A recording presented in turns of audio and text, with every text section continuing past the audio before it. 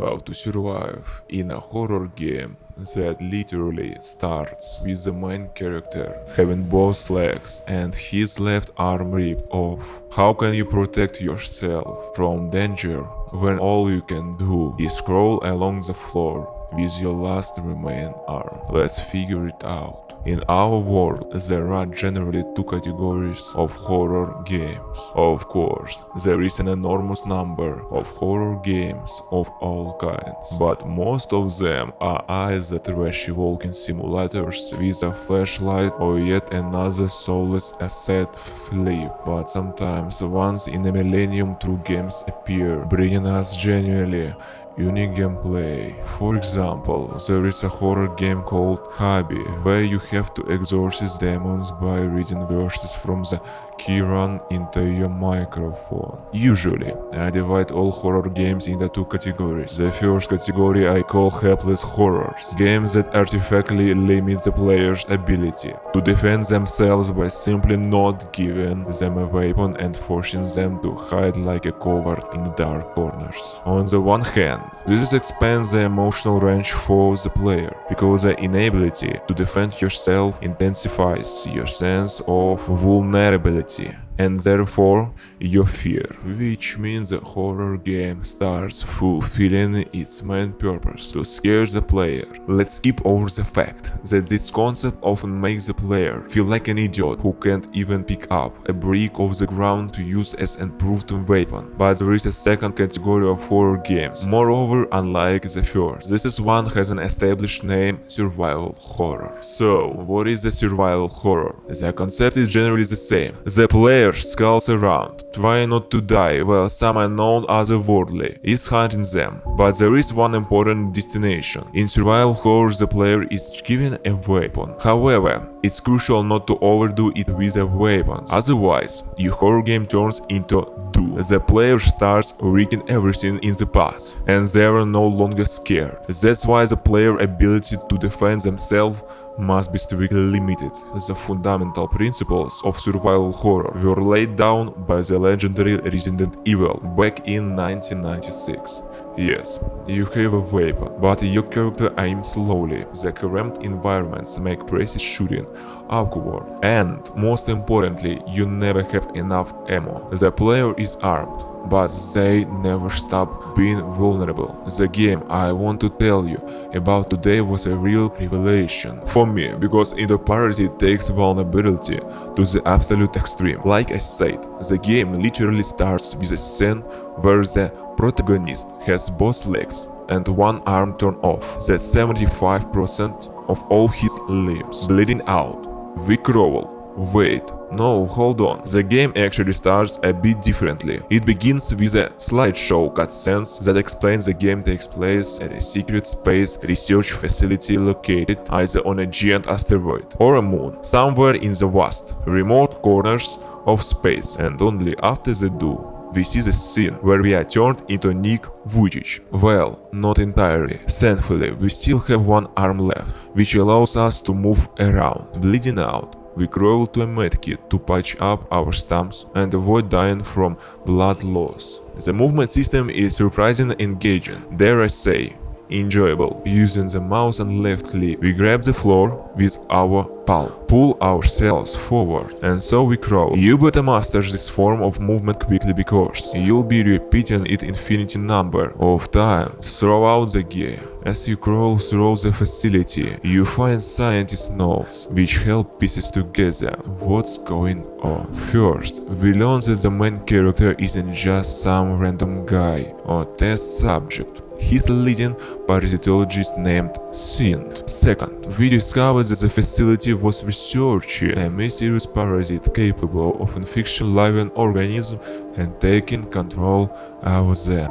Interestingly, one note mentions that when they tried to determine the parasite's age, they found out it's approximately 4 trillion years old, vastly older than the universe itself. Soon, we see a corpse behind glass with a revolver lying next to it. Crawling to the gun unlocks one of the most impressive weapon interaction mechanisms ever created.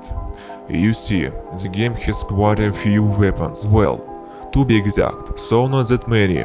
Really, you can count them on one hand, but the main feature is that all weapon operation manually and done step by step. First you can shoot and move at the same time because both actions require you only arm. Moreover, you have no manually reload the gun by inserting bullets into the cylinder one by one and inject the spent casing after shooting. It's awesome, fun and terrifying, especially when you're being chased.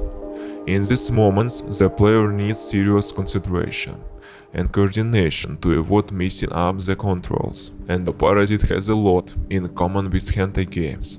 First, everything you meet tries to screw you. Second, you have to play with one hand, in every sense of the word, because the keyboard isn't used at all.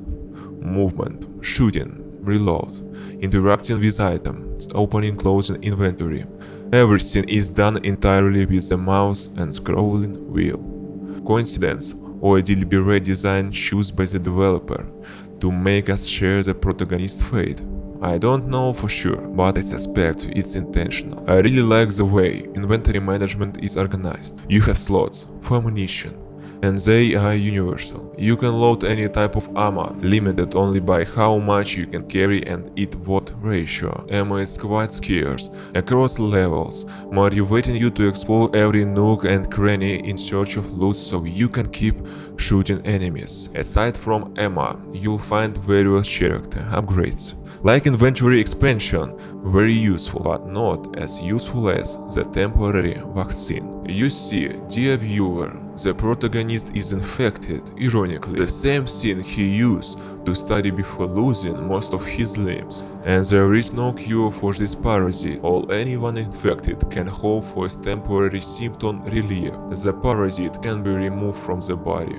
There is simply no medicine, but you can delay death. The game features an indicator showing how close the parasite is to reaching the brain. It doubles as a health bar and infection progress tracker. Losing health is obvious, but infection progress constantly, so you can't afford to start around doing nothing. To reduce infection, you use the vaccines I mentioned earlier. You grab them with your hand and inject them straight into the parasite. Vaccines are scattered generously across the levels, sometimes lying on the floor, sometimes locked in containers that require solving smaller puzzles to open. Honestly, it's hard to tell what the hell happened here, but the protagonist comments on nearly every note you find as if he knows exactly what's going on. The story uses unreliable narrator technique. Maybe there is another name for this. I am not a screenwriter. The game lore feels expensive. There is an ancient parasite billion of years old, eldritch gods, worshipped by the scientists, and backstory from the developer's previous game, which supposedly shares the game universe. Throughout the game, you'll constantly get attacked by local monstrosities, all byproducts of the lab's parasite experiments. There are several types: default infected lab workers, slow but strong infected rats, possible the most annoying enemies in video game history, shadow monsters, blind but responsive to sound and movement. But no matter how scary the monsters get, it's important to understand the main monster in this game is actually the protagonist himself. I don't want to spoil too much, but let's just say the deeper you go into the game, the more obvious it becomes that the real threat is not what lurks in the shadow, but what's crawling inside you. Oh, by the way, the game has stealth mechanics. The player can master 4 types of weapons. In addition to the standard revolver, you can find a shotgun in the world, which one-shots most default enemies. However, finding ammo for it's no easy task. The third weapon is a flare gun, which allows you to easily burn a whole group of monsters, but ammo for it's even rare, which makes sense, and it takes up a lot of inventory space. The last weapon is a crossbow. At first, I thought the crossbow was weak and useless, but now I consider it the best weapon the game has given me.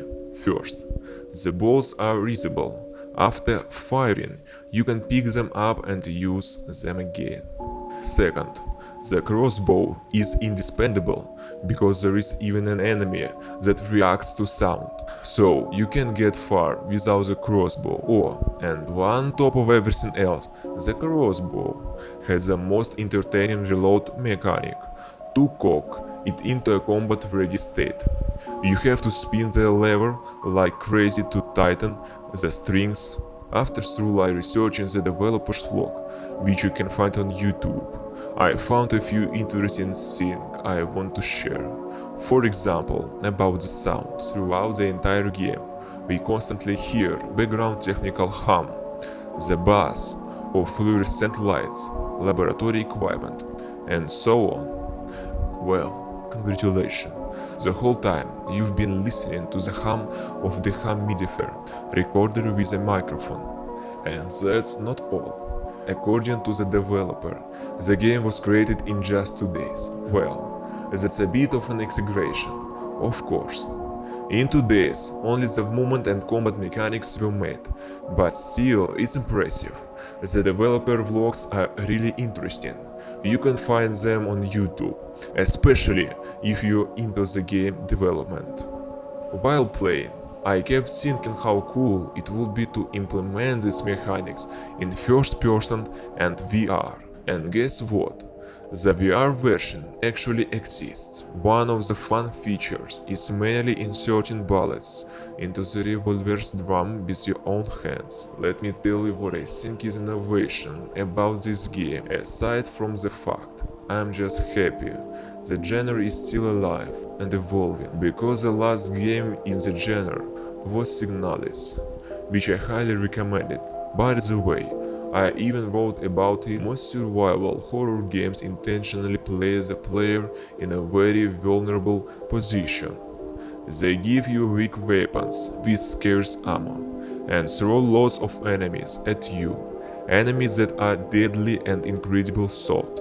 So you have to save ammo, conserve resources, avoid combat whenever possible, and move with extreme caution. Gradually, the player gains new means of defense the offense, and by the end, the horror often turns into a Doom-like shooter where you are the one everyone fears. But this game, Endoparasitic, in my opinion, solves that issue. The game keeps the gameplay progression. You get new weapons and abilities, but the horror doesn't fade away. By the end, you are really strong thanks to your gear, and you can move down enemies in packs. But your biological vulnerability never goes away. After all, you only have one hand. That makes you a glass cannon. Your DPS steadily grows, but your defense remains as weak as in the first minute of the game. One mistake, hesitate with reloading or fumble with your weapon management, and you're dead. Death comes quickly in Endoparasitic, the innovation of Endoparasitic in the field of survival horror. Well, apart from the fact that I'm generally happy that this genre is still alive and evolving, because the last good game in the style was Signalis. Honestly, I never heard such purely chosen music in a game. There is that much music overall, maybe 3 or 4 tracks in the whole game, but when it does play, it's completely nonsense. Feels like the developer picked the tracks randomly or just for laughs. So, after the boss fight, when we enter the final door behind which the climax awaits, oops, the game crashed. And then, just kidding. After finishing the game, we see the words, "To be continued." And when I saw that, I thought, oh, fuck off! Who the hell needs a sequel to the experimental indie crap? Like, seriously, what sequel? It'll never come out. Turns out, I was wrong. The sequel is apparently happening. It even has its own Steam page already.